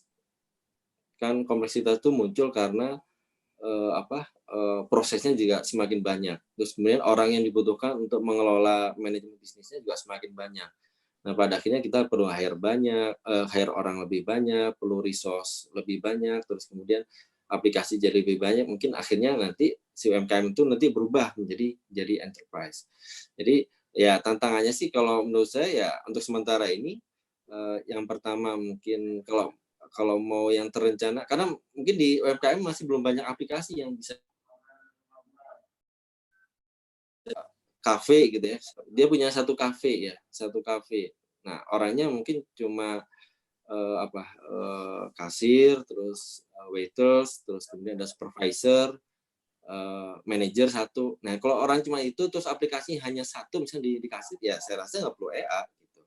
Jadi dia bisa aja nanti kalau udah punya 10 kafe beda lokasi, nah itu mungkin dia perlu berpikir implementasi EA. Jadi ya untuk tantangan berikutnya adalah orang wirausaha yang UMKM tadi ya paham EA, paham IT. Nah ini kan tantangannya masih banyak juga yang belum paham tentang IT. Jadi ya itu memang nature-nya seperti itu. Baik, terima kasih Pak. Begitu Pak Endra. Lalu selanjutnya Pak, ini ada pertanyaan dari Ibu Dita Oktaria dari Fakultas Informatika Telkom University. Apakah ada kriteria skala perusahaan seperti apa yang perlu mengadopsi EA? Apa hanya perusahaan berskala besar yang perlu mengadopsi EA, Pak? Ya, ini yang Bu Dita ini hampir sama dengan yang sebelumnya. Nyambung dengan pertanyaan sebelumnya, Pak. Ya, kalau di sini sih kriterianya ya enterprise itu saya agak lupa ya, ada enterprise, UMKM. UMKM itu ada beberapa kriteria gitu ya. Misalkan jumlah orang, terus kemudian jumlah pegawai, terus kemudian penghasilan, pendapatan dan sebagainya. Ya, itu mungkin bisa dilihat di sana. Tapi yang perlu saya highlight di sini adalah yaitu tadi salah satu arsitek adalah atau di CIO dia harus paham bahwa perusahaan kita itu punya resource, punya budget itu berapa? Apakah sudah siap untuk mengimplement EA? Gitu. Nah itu trade off yang penting juga. Jangan memaksakan juga perusahaan saya masih harus struggle dengan kompetisi, harus memenangkan persaingan, memaksakan di EA. Nah, tapi bisa juga sih, memang ada beberapa yang framework yang kecil-kecil yang bisa dipakai, ya itu nggak apa-apa. Jadi misalkan kita mau implement ya kita pakai misalkan, jadi udah lupakan yang tadi ya artefak TOGAF yang cukup kompleks tadi, kita pakai aja. Saya mau perlu ini aja, struktur organisasi, saya perlu bisnis proses, saya perlu ERD atau skema data aja. Kemudian saya arsitektur aplikasi diagram aja, saya nggak perlu yang matrik, nggak perlu ya matrik katalog nggak perlu misalnya. Ya apa, it's fine gitu loh. Tapi yang paling penting adalah dampaknya bahwa AI ini bisa jadi acuan buat perusahaan untuk merealisasikan IT. Nah, mungkin itu yang saya perlu highlight. Jadi fokusnya adalah bagaimana EA tadi bisa merealisasikan IT yang selaras dengan kebutuhan bisnis. Tapi jangan dipaksakan dengan membuat EA yang kompleks untuk di UMKM. Itu mungkin dari saya, Bu. Baik, ini juga Pak mungkin nyambung dengan pertanyaan selanjutnya dari Pak Eri Erianto, mahasiswa Pascasarjana Universitas Bina Nusantara. Jadi pertanyaannya adalah, saat ini saya sedang menyusun tesis topik EA yang ingin ditanyakan berdasarkan pengalaman Bapak, perlukah implementasi full fase dari TOGAF ADM 8+1 atau cukup hanya sampai dengan fase D, yaitu teknologi arsitektur untuk perusahaan yang baru melakukan implementasi EA, Pak? Nah, untuk skop pengembangan sistem informasi aplikasi SAP, spesialisasinya begitu. Baik, ya, makasih Pak Endra. Jadi TOGAF itu menyediakan metodologi yang lengkap, tapi kita tidak perlu semua untuk mengimplementasikan. Karena apa? Karena itu kita perlu sesuaikan dengan masalahnya. Jadi kalau ini terkait sama tesis, ya lihat aja dulu masalahnya. Apakah masalahnya perusahaan tidak punya rancangan acuan buat mengembangkan IT? Berarti kalau seperti itu ya metodologi yang dipakai kan hanya sampai fase A, B, C, D, E sampai E. Jadi menghasilkan rancangan arsitektur bisnis, arsitektur sistem informasi, dan arsitektur teknologi. Udah cukup. Karena masalahnya belum punya rancangan, acuan. Tapi kalau misalkan perusahaan belum punya roadmap atau punya milestone, ya berarti kita perlu sampai fase sampai G, fase migration planning. Itu jadi sesuai masalah. Nah, atau juga seperti ini, perusahaan sudah punya rancangan acuan, terus roadmap juga udah ada. Yang jadi masalah nggak ada organisasinya. Berarti kita pakai yang fase, saya sampai lupa, fase yang governance, governance tadi. Jadi kita susun organisasi, rekomendasikan. Ini kita perlu orang, kalau lihat budget segini, ya cukuplah jadi asisten manajer. Kalau budget cukup banyak, ya rekomendasikan beli tools gitu ya. Dengan proses bisnis, nah, kebijakan dari peraturan dari perusahaan, kebijakan, nah itu perlu didesain. Nah, kita nggak akan pakai itu fase dari awal. Mungkin perlu fase preliminary sama fase vision, terus jumping ke fase yang governance. Itu jadi solusi untuk masalah yang tadi. Jadi terkait dengan tadi betul bahwa fase tadi kita gunakan sesuai dengan masalah yang ada. Mungkin tuh. Baik, mungkin itu juga sesuai dengan kalau misalkan objeknya adalah UMKM gitu ya Pak mungkin ya? Iya, betul. Oke, baik. Selanjutnya Pak, ini ada dari Bapak Willy Saputra dari blibli.com. Pertanyaannya ada dua. Yang pertama adalah, sebelumnya saya punya pengalaman di beberapa lembaga pemerintahan dan kesulitan memetakan probisnya. Mungkin Bapak ada saran, mungkin misal contohnya yang di kementerian seperti KKP. Itu adalah pertanyaan yang pertama. Mungkin dijawab terlebih dahulu Pak Adam. Jadi saya coba capture-nya apa ya? Misalnya katakanlah mungkin beliau arsitek gitu ya, arsitek, terus kemudian mau merancang EA dari sisi arsitektur aplikasi gitu ya, terus kemudian proses bisnisnya nggak ada gitu ya. Nah ini memang problem yang mungkin suka terjadi ya. Jadi kalau kita dapat project misalnya mengembangkan aplikasi, terus kemudian proses bisnis, ya kita perlu sedikit worry nih. Perusahaan gimana? Perusahaan belum ada proses bisnis. Jadi kalau belum ada proses bisnis, impact-nya apa? Ketika kita mendevelop aplikasi, pada akhirnya adalah kita harus identifikasi proses bisnis. Padahal itu sebenarnya bukan cukup kerjaan EA itu sebenarnya. Sebenarnya harusnya itu ada unit tersendiri. Jadi kalau perusahaan yang mature biasanya, jadi ada perusahaan sendiri itu biasanya ada ada unit yang mengelola mengelola bisnisnya. Nah, itu harusnya itu yang bertanggung jawab. Nah, orang EA itu ya merefer aja di sana. Karena kalau nggak begitu, kerjanya jadi cukup banyak gitu. Nah, jadi kalau yang seperti itu, menurut saya sih saya ngelihat kemungkinannya dari pertanyaan tadi itu mungkin proses bisnis belum terdokumentasi.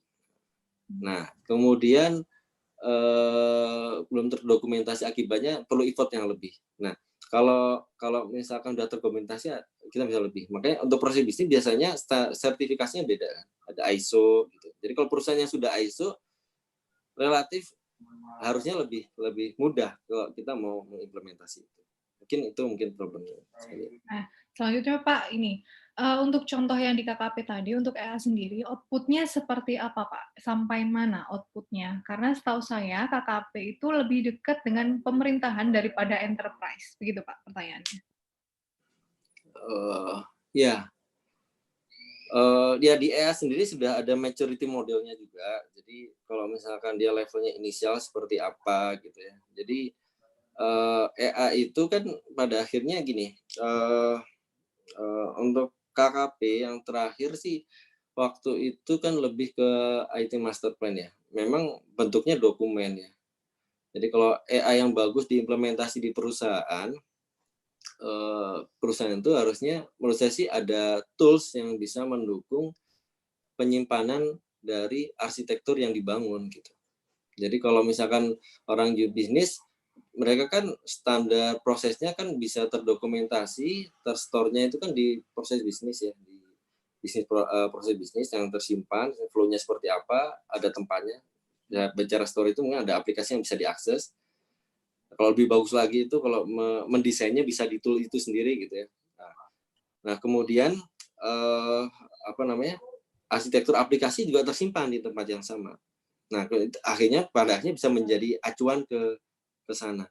Nah kalau di sebelumnya saya lihat sih ya kita sih outputnya dokumen aja gitu ya. Yang ya mungkin kalau acuannya masih manual gitu ya. Kalau mau lihat ini lihat di dokumen IT Master Plan, lihat dari buku yang dihasilkan. Tapi kalau yang bagus ya harus disimpan di aplikasinya. Begitu Bu. Baik, begitu Bapak Eri Arianto. Selanjutnya Pak dari Ibu Furkoni, kolega Inti Pratama. Jadi pertanyaannya, saat ini saya sedang menyusun tesis, tujuannya untuk menganalisa bila ingin melakukan akuisisi atau pengembangan EA.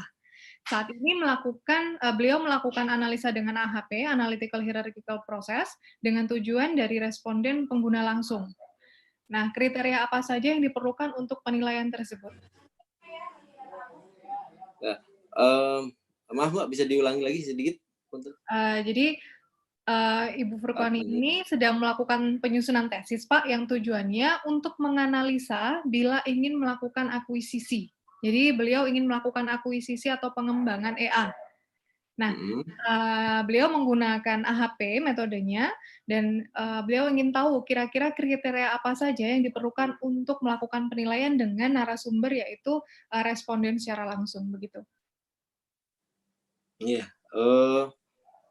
mungkin yang perlu kita bedakan adalah ini, metode ya, kalau mungkin yang bisa saya sampaikan ya. Jadi, sebenarnya untuk EA itu, kita sebenarnya jangan menggunakan narasumber gitu ya, tapi menggunakan checklist untuk mengidentifikasi implementasi EA. Jadi kalau checklist itu identifikasi itu kita lihat objeknya gitu ya, organisasi, terus rancangannya ada atau enggak, terus prosesnya ada atau enggak. Nah itu sebenarnya kalau kita bertanya dengan metode wawancara itu akhirnya biasnya persepsi gitu ya. Persepsi itu kan, oh menurut saya sih begini, nah itu persepsi. Tapi kalau kalian lihat bukti langsung itu lebih akurat gitu ya. Nah, AHP kan kita mencoba menghierarkikan, terus kemudian ada kriteria-kriteria. Ya mungkin saran saya sih bisa dicoba dicek karena sudah ada maturity modelnya ya untuk EA. Coba dilihat di situ karena di situ ada banyak parameter-parameter. Kalau misalkan sekarang mau menggunakan metode baru dengan AHP, mungkin bisa di mapping ke AHP dari parameter yang ada. Nah, saya rasa saran itu mungkin lihat aja capability maturity model untuk EA. Nah, itu nanti parameternya cukup banyak dari inisial sampai optimize. Nah, itu bisa di mapping nanti di AHP. Menurut saya sih itu. Baik, oke. Begitu Ibu Furqani, selanjutnya dari Pak Adam, Pak, dari Fakultas Civil Engineering. Pertanyaannya adalah, dalam sebuah proyek konstruksi biasanya terdapat interaksi atau sistem administrasi yang rumit dan cenderung tidak sama dari satu proyek dengan proyek lain antara owner-nya. Jadi karakteristik owner yang berbeda juga mempengaruhi, Pak, mempengaruhi interaksi dan pembuatan sistem administrasinya. Nah, ada framework seperti PMBOK dalam manajemen proyek agar proyek berjalan dengan baik. Akan tetapi, PMBOK tidak mengacu ke integrasi dan pengembangan proses IT di dalamnya. Apakah ke depannya proyek juga bisa diterapkan EA? Tentu dengan mengklasifikasikan kerumitan suatu sistem proyek konstruksi dengan melihat nominal proyek yang dikerjakan agar kriteria enterprise-nya terpenuhi.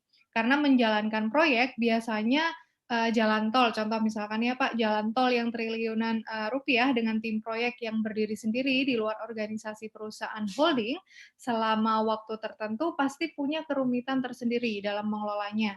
Dan mungkin bisa disebut perusahaan yang berdiri sendiri. Nah, pertanyaannya nih, mungkin bisa diringkas, apakah mungkin EA diterapkan juga dalam proses bisnis suatu proyek konstruksi, Pak, intinya? Iya, ya. EA itu sebenarnya posisinya sebenarnya di IT ya, di mana IT perlu mengimplement EA untuk mempermudah merealisasikan IT perusahaan ke proses yang ada. Nah, kemudian yang tadi itu kita sebelum ke situ kita harus bisa membedakan ini adalah problem apa. Apakah ini problem standarisasi proses bisnis? Apakah ini problemnya improvement proses bisnis? Nah, ini kalau problemnya itu kita tidak bisa menggunakan framework EA, kita bisa menggunakan frameworknya proses bisnis improvement gitu ya, bisnis BPI gitu ya. Nah itu mungkin lebih tepatnya ke sana. Jadi perbaiki dulu di bisnis proses yang ada. Apakah perusahaan sudah menstandarisasi gitu ya. Nah kemudian yang tadi lagi ada terkait project management. Nah project management PMBOK itu juga framework yang berbeda. Framework itu yang kita pakai untuk membantu dalam mengelola project gitu. Jadi mungkin kita perlu membedakan gitu. Sehingga kalau melihat dari problem yang tadi, mungkin state pertama yang perlu dilihat adalah masalah proses bisnis yang ada di perusahaan dalam hal memberikan layanan kepada bauhir dalam mengerjakan proyek.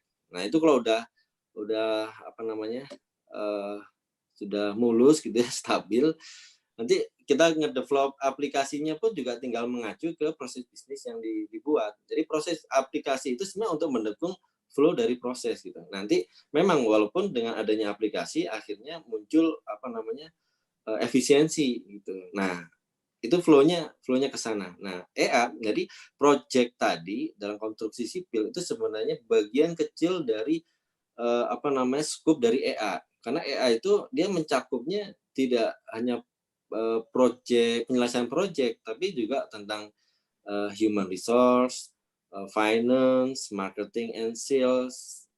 Jadi scope-nya itu enterprise. Ya, jadi mungkin itu yang perlu saya klarifikasi juga terkait dengan EA, terkait dengan problem tadi. Begitu. Baik Pak, selanjutnya ada pertanyaan dari Bapak Ainul Yakin dari UIN Malang. Adakah metrik-metrik yang dapat digunakan untuk mengukur skala dan kompleksitas EA, Pak? Oh iya, ya mungkin namanya bukan matrix ya, jadi alat ukur aja.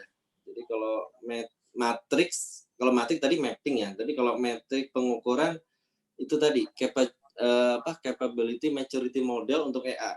Nanti kalau misalnya di search, kalau nggak salah di TOGAF juga ada, gitu ya. Nanti dicoba di search, itu ada terkait dengan itu. Nah, jadi kalau mau mengukur pakai itu aja. Baik. Ke pertanyaan selanjutnya Pak dari Bapak Michael Sitorus dari BRI Institute. Yang pertama, sejauh apa efektivitas dari EA terhadap dunia pendidikan? Ya, EA itu framework menyusun EA. Jadi apapun jenis perusahaannya itu bisa, gitu. Mau pendidikan, mau apa namanya, mau banking gitu ya, mau dia konstruksi itu bisa. Gitu. Nah, jadi dengan view tadi ya, dengan view arsitektur tadi kan yang akan membedakan nanti kan di arsitektur bisnis ya, dimana arsitektur bisnis dari setiap core bisnis perusahaan yang berbeda akhirnya memunculkan proses bisnis yang berbeda. Biasanya yang suka sering sama itu HR, finance itu sama, logistik suka sama gitu. Jadi bisa diduplikasi. Nah, tapi kalau udah proses bisnis akan berbeda. Nah, jadi kalau untuk tadi misalnya BRI Institute memang sangat kompleks, dia flow-nya ya saya rasa perlu juga gitu ya. Perlu juga bisa diimplementasi AI dengan hal-hal yang tadi yang saya sampaikan. Jadi EA tidak melihat bisnis dari perusahaannya apa gitu sehingga EA-nya beda enggak. Jadi framework-nya tetap sama. Oke. Selanjutnya Pak, bagaimana mengkorelasikan EA ke fintech Pak? Fintech, oh ya, yang terbaru memang ini perubahan yang ada di tren sekarang kan kebutuhan dari suatu sistem itu sudah mulai borderless, di mana aplikasi ini harus bukan terhubung ya, bisa berkomunikasi dengan aplikasi yang lain di perusahaan yang lain. Nah, sempat banyak yang ahli-ahli AI itu menyampaikan AI harus berubah karena ada arsitektur yang seperti tadi. Salah satu perancangan kita membuat SOA ML kan, SOA Service Oriented Architecture Modified Language itu. Nah, tapi kalau dibaca kalau TOGAF ya, saya belum tahu yang framework yang lain. Itu mereka hanya bilang bahwa SOA itu adalah extended aja. Jadi kalau ibarat aplikasi itu hanya add-on gitu bahasa dia gitu. Tapi tidak merubah framework AI-nya sendiri. Nah, jadi kalau misalkan perlu harus ada tambahan harus ada tambahan diagram mungkin. Jadi diagramnya mau ada gambar aplikasi. Jadi kalau diagram aplikasi sebenarnya nggak berubah. Jadi tinggal ada aplikasi, dia akan bordernya perusahaannya seperti apa, terus kemudian dia terhubung dengan aplikasi eksternal. Nanti yang hubungan tadi, relasi nanti digambarkan detail misalkan dengan menggunakan SOA-ML. Nah, mungkin itu yang perlu saya sampaikan bahwa kalau terkait dengan fintech pada akhirnya ya tetap bisa menggunakan implementasi AI, nanti mungkin extended-nya yang kita bisa terapkan tuh dari SOA-ML untuk bisa menggambarkan relasi yang tadi gitu. Gitu. Baik, selanjutnya Pak, ini ada pertanyaan dari Bapak Ihsan, seorang IT analis dan IT services. Saya gabungkan dengan pertanyaan yang hampir mirip dari Bapak Yupi, dosen prodi sistem informasi. Jadi pertanyaannya adalah, apakah semua artefak dalam TOGAF perlu dibuat dan digambarkan viewpoint-nya dalam suatu organisasi? Atau dapat digambarkan sebagian saja? Ataukah sampai dengan harus keluar prototipe misalkan Pak, begitu. Karena kaitan dengan budget dan time frame pekerjaan.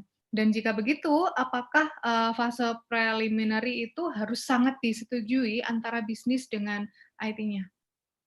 Begitu, Pak. Baik, mungkin yang perlu saya sampaikan sebelumnya bahwa tadi kan sebenarnya ada ya konseptual model ya di slide tertentu di itu. Itu sebenarnya konseptual model terkait dengan penyusunan framework EA ya. Tapi untuk framework EA misalnya ada TOGAF gitu. Itu sebenarnya TOGAF itu tinggal dipakai. Jadi kita tidak perlu lagi kerangka tadi dipakai untuk apa namanya menyusun EA dari perusahaan. Nah, jadi tadi itu saya perlu sampaikan karena apa? Karena teman-teman nanti biar bisa Ibu bisa memahami gitu. Oh, EA itu fungsinya buat apa? Terus kemudian layernya apa? View-nya. Nah, view yang tadi dari stakeholder itu sebenarnya sudah diimplement di framework TOGAF. Misalkan view untuk orang bisnis itu bisa lihat di arsitektur bisnis. View orang IT terutama di aplikasi dan data itu bisa lihat di arsitektur sistem informasi. Kemudian view untuk orang infrastruktur lihat di arsitektur teknologi. Jadi sebenarnya view-view yang tadi itu sebenarnya udah terakomodasi. Nah, stakeholder itu yang misalkan muncul misalkan dari top management terus dari klien itu sebenarnya bukan view yang kita bisa bilang bahwa itu ada requirement. Jadi mereka perlu apa? Ini munculnya requirement. Jadi kalau di TOGAF ADM tadi itu di gambar tengah itu ada requirement. Nah, itu requirement itu yang harus dipenuhi untuk membuat rancangan. Nah, itu mungkin di situ yang perlu digarisbawahi. Jadi ya untuk membuat rancangan AI ya kita harus identifikasi ya tadi gambar yang arsitek tadi itu gambar model ya konseptual. Tapi stakeholder yang dimaksud di model itu dengan stakeholder yang ada di Bapak kalau misalnya Bapak Ibu udah baca di TOGAF itu sebenarnya stakeholdernya itu personnya udah orangnya apa role-nya misalkan top management direktur terus kemudian ada unit ada ada klien nah itu stakeholder yang ada di TOGAF. Jadi kalau itu munculnya akhirnya requirement kalau dari meta model framework EA ya itu udah ada di framework EA yang sudah tinggal dipakai gitu ya. Oke, baik. Kalau misalkan dari sisi ideal waktu, Pak, untuk time frame penerapan AI itu idealnya berapa lama sih, Pak? Untuk siklus AI-nya itu? Ya itu relatif ya. Tadi kan salah satu case tadi misalkan ada beberapa pertanyaan terkait dengan masalah ya. Ada masalahnya saya nggak punya rancangan, metodologinya beda gitu ya. Terus kemudian apa namanya masalahnya nggak ada tata kelola EA, masalahnya beda, kemudian metodologi yang berbeda. Jadi time frame-nya kadang-kadang ya kadang-kadang saya sih kurang menemui adanya masalah di time frame sih. Masalahnya gini, kan kita suka strict perusahaan, saya punya kebutuhan ini waktunya sekian bisa ngerjain enggak gitu ya. Jadi kalau time frame ya mungkin perlu di breakdown ya pakai PMBOK ya misalnya apa misalkan itu misalkan oh untuk EA kita identifikasi aja aktivitasnya apa dari metodologi itu misalkan kita butuh identifikasi arsitektur bisnis. Arsitektur bisnis harus memunculkan apa katalog apa, metrik apa. Nah itu kan nanti time frame-nya bisa dilihat dari skup perusahaan. Perusahaan saya ada di mana di Jakarta, terus cabang di Bandung, cabang di nah kadang-kadang gitu. Nah itu agak jadi relatifnya kita harus lebih detail lagi lihat dari aktivitas aja apa aja yang harus dilakukan di EA sesuai dengan masalahnya tadi. Sehingga akhirnya muncul oh time frame-nya saya perlu kalau buat arsitektur bisnis 2 bulan gitu. Nanti kan kita perlu di PMBOK kan kita perlu mendetailkan lagi kerjaannya apa visit ke sana perlu berapa hari nah itu nanti ke sana jadi nggak bisa juga dipastikan tapi kalau misalkan gitu ya? satu lagi mungkin kalau mau itu ya salah satu lihat di capability maturity model jadi sebelum implementasi EA kita ukur dulu nih oh kita perusahaan kita tuh state-nya di sekian gap-nya di sekian oke itu mungkin preliminary perlu capability maturity model untuk sebelum start Nanti di breakdown kita mau menyelesaikan yang mana, baru keluar nanti time frame-nya. Oke, Pak, kalau misalkan untuk memvalidasi dari hasil assessment AI-nya itu seperti apa, Pak? Validasi ya sebenarnya sih pertama kesesuaian dari real proses yang ada di perusahaan, apakah sesuai atau enggak, itu yang pertama. Jadi kalau mau validasi rancangannya sendiri, ya kita harus ketemu sama usernya gitu ya. Misalnya struktur bisnis sama orang, nah itu ke sana. Jadi validasinya ya ke user. Terus yang kedua kalau rancangannya bisa dibaca enggak, jelas enggak, bisa paham enggak, nah itu juga mungkin memvalidasi dari flow. Nah, proses bisa jalan atau enggak itu juga sama. Jadi ya validasinya menurut saya langsung aja ke user yang mau menggunakan AI. Baik, oke. Selanjutnya Pak, ini ada pertanyaan dari Pak Wiryawan dari CIT DevOps Jakarta. Pertanyaannya adalah bagaimana pandangan Pak Adam mengenai pengembangan aplikasi yang selama ini terjadi baik di perusahaan pemerintah dan swasta yang disebabkan bukan dari tidak pahamnya para developer atau perusahaan dalam mengembangkan aplikasi, namun karena tidak adanya roadmap IT yang menyeluruh untuk Indonesia selama ini. Ditambah banyaknya arogansi sektoral dan wilayah terhadap hal tersebut. Bagaimana menurut Pak Adam? Iya, memang ini sama dengan masalah dulu ya IT. Jadi masalah pemahaman. Jadi saya lihat sih tergantung dari top manajemen ya. Top manajemennya paham nggak? Jadi kalau kadang top manajemen nggak paham, saya nggak perlu IT, ya udah perusahaannya nggak akan pernah implement IT gitu. Kadang kepaksanya kan gitu ya. Kepaksanya ketika perusahaan lain udah implement IT, terus efisiensi lebih banyak dan sebagainya. Jadi ya susah juga kalau misalkan kita harus memaksakan implement AI, tapi top manajemen tidak paham terkait dengan AI. Jadi problem yang pertama adalah di sana.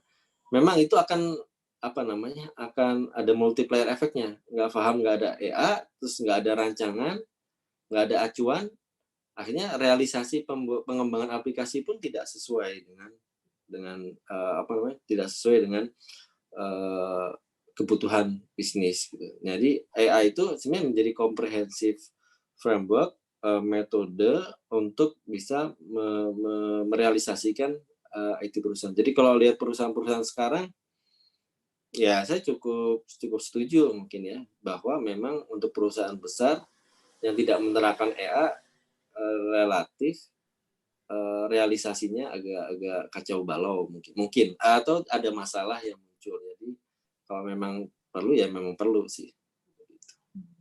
Oke.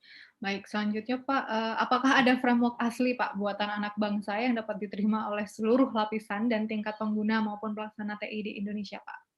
Iya, baik. Ya gini, framework yang tadi itu kan best practice ya, best practice, tapi memang si TOGAF itu kan ngumpulin beberapa profesional yang muncul. Tapi tapi kita nggak harus mengimplementasi TOGAF secara lengkap. Karena kan itu butuh takes time yang cukup panjang gitu. Jadi sebenarnya ketika kita mau implement solusi dari suatu perusahaan terkait dengan suatu project, itu kita itu meracik sendiri kadang-kadang kan. Ini stepnya kayak gini nih, saya ambil dari sini, itu juga jadi framework racikan sendiri gitu. Nah, ya kalau framework yang mungkin diusulkan sih namanya asli Indonesia saya lihat sih belum. Tapi framework ini kan ini ya, framework ini kalau dari sisi filsafat teori kebenarannya itu pragmatis ya. Paling banyak pakai ya itu dianggap yang paling bagus gitu ya. Jadi kalau ada TOGAF, ini kita udah banyak framework ini. Ada TOGAF, ada Zahman, mana yang paling bagus? Nanti setiap orang pasti di setiap di masing-masing framework menyatakan bahwa ini yang paling bagus punya saya gitu. Jadi kan relatif gitu. Jadi ya mungkin yang insight yang ingin saya sampaikan adalah mungkin ya pada saat ada suatu kebutuhan kita itu bisa meracik sendiri. Oh saya akan pakai nih yang mana untuk menjadi solusi untuk masalah yang mau saya solusikan gitu. Untuk metode ya.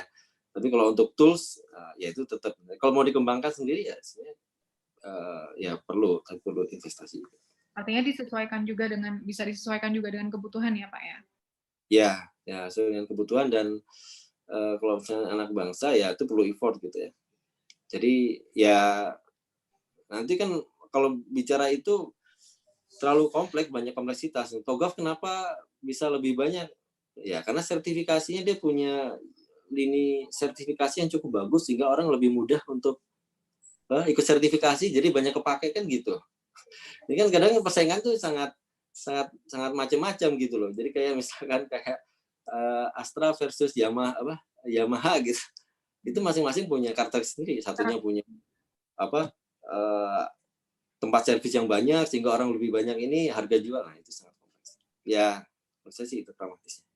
Baik, terima kasih Pak Adam. Selanjutnya Pak, ini ada pertanyaan, apakah bedanya EAP dengan TOGAF? Iya, EAP itu ada framework sendiri. Ya kan tadi saya sampaikan sangat banyak ya. Salah satunya EAP. Saya tidak terlalu detail. Saya sempat sih saya memang lagi riset, bukan riset, ya riset yang samping riset saya di studi saya itu di arsitektur ya. Salah satu yang saya pakai EAP ya. Tapi saya waktu itu cuma ambil metode ini. Kalau saya lihat di EAP dia ya itu kan framework ya masih lama. Saya nggak tahu udah ada update-nya atau belum. Saya rasa sih ini belum ada update lagi khawatirnya ya. Tapi yang TOGAF ini karena komunitasnya bagus, pendukungnya bagus, TOGAF itu lebih banyak. Nah saya lihat yang bagian yang tadi, yang akhir-akhir tadi yang terkait dengan governance sama change management itu nggak banyak yang mengadop gitu. Nah kalau di TOGAF ada itu, sehingga siklus itu jalan. Nah si EAP saya khawatir hanya di planningnya aja, dia hanya untuk mendesain tapi nggak sampai ke fase-fase yang tadi yang saya sampaikan di TOGAF. Artinya kita tidak bisa menentukan ya Pak, mana yang paling cocok atau mana yang lebih bagus gitu ya Pak ya, kan tergantung dari karakteristik perusahaan dan juga kebutuhannya, begitu ya Pak ya? Iya, nanti saya mengundang konflik kalau saya harus bilang mana yang paling jadi ya silahkan dipilih aja nanti, yang penting punya manfaat buat kita implementasi gitu aja. Kalau misalkan untuk enterprise information security arsitektur begitu Pak, apakah ada framework tertentu yang memang fokus di situ atau bagaimana Pak? Nah ini yang kalau di TOGAF dia tidak bicara eksplisit, ya ada, itu jadi salah satu prinsip yang mengarahkan bahwa security harus begini. Tapi implementasinya adalah dari desainnya tadi nanti. Dan kita mendesain aplikasi harus ada security firewall ya kita harus identifikasi itu. Ada aplikasi aplikasi yang bisa menjaga security. Nah itu realisasinya adalah realisasi dalam bentuk desain kita, ya arsitektur yang kita hasilkan. Sehingga arsitektur kita harus secure. Gitu. Nah itu yang jadi data harus bagaimana. Nah itu jadi lebih banyak kayak jadi kalau Toga mungkin akan menyampaikan ya itu ada di arsitektur itu sendiri. Kamu gimana desainnya? Gitu. Perlu nggak ada firewall di situ ya? Kamu define di situ ada aplikasi firewall gitu. Seperti itu. Oke, baik. Satu pertanyaan terakhir Pak. Dari Pak Ahmad Rifai dari Kominfo, untuk kasus di industri keuangan, sejauh mana toleransi terhadap perubahan kebijakan dan implementasi EA pada sebuah perusahaan, di mana ketika ada pergantian manajemen atau pimpinan, maka kebijakan TIK juga berubah dengan pertimbangan efisiensi keuangan, begitu Pak? Baik, ya. Kalau menurut saya sih harusnya minor lah. Yang paling penting adalah AI itu terimplement dalam suatu sistem, dalam perusahaan itu sendiri. Baik itu flow, repositorinya, terus kemudian organisasinya gitu. Nah, jadi kalau ada perubahan manajemen itu hanya perubahan requirement-nya aja. Oh, requirement saya mau nambah, saya mau berubah nih dari roadmap, saya nggak mau yang ini, saya rubah. Ya udah kita rubah roadmap-nya aja. Tapi arsitektur lain nggak berubah. Atau dia bilang saya mau nambah visi ini, ya udah nanti tinggal ditambahin aja salah satu arsitektur bisnis berubah, terus aplikasi berubah, tapi yang lain tidak berubah. Jadi menurut saya sih minor, tapi yang paling mayor itu adalah bagaimana mengimplement AI itu dalam sistem perusahaan sehingga itu menjadi satu sistem gitu. Maksudnya sebuah sistem tuh flow yang otomatis tuh. Jadi nggak terlalu jangan ya karena masalahnya kan banyak yang mengesampingkan AI. Jadi kalau menurut saya sih seperti itu. Baik, terima kasih. Itu adalah jawaban dari Bapak Adam untuk pertanyaan terakhir kita. Baik, mungkin sebelum kita tutup Pak untuk sesi kali ini, apakah ada tambahan dari Bapak Adam? Ya, ya, ya saya mudah-mudahan yang saya sampaikan bisa bermanfaat dan mendukung. Saya sangat bersyukur kalau bisa itu bermanfaat. Tapi kalau ada kekurangan, saya juga minta maaf atas kekurangan itu. Mudah-mudahan kita bisa berdiskusi dan mengembangkan EA ke depannya. Ya semoga IT di Indonesia jadi lebih baik gitu ya, jadi lebih baik sehingga dampaknya ini kerasa. Apalagi kan sekarang masa pandemik ini impact-nya cukup besar gitu ya, bahwa orang sudah mulai aware dengan IT. Bahkan di rumah-rumah itu sampai karena anaknya harus jarak jauh, dia harus ini paham tentang IT. Jadi ya menurut saya sih kita bisa bersama-sama sih untuk implement AI untuk memberikan perubahan Indonesia menjadi lebih baik. Baik, terima kasih banyak Bapak Adam untuk sharing materinya kali ini. Bapak Ibu, sebelum kita menutup acara kali ini, mohon bantuan Bapak Ibu untuk men-turn on-kan videonya karena kita akan ada sesi dokumentasi. Jadi saya akan men-screenshot wajah-wajah cantik dan tampan Bapak Ibu ini. Jadi tolong silahkan berikan senyuman terbaiknya, Bapak Ibu. Akan ada 6 halaman yang akan saya screenshot. Kita mulai dari halaman pertama. Baik, 1, 2, 3. Selanjutnya halaman kedua, 1, 2, 3. Halaman ketiga, 1, 2, 3. Halaman keempat, 1, 2, 3. Mbak, itu katanya videonya pada nggak bisa dinyalain ya? Memang di slot? Oh, bisa Pak. Oh bisa ya? Oh, katanya cuma banyak yang di Iya. chat Host mungkin bisa minta tolong dicek juga. videonya biar kelihatan.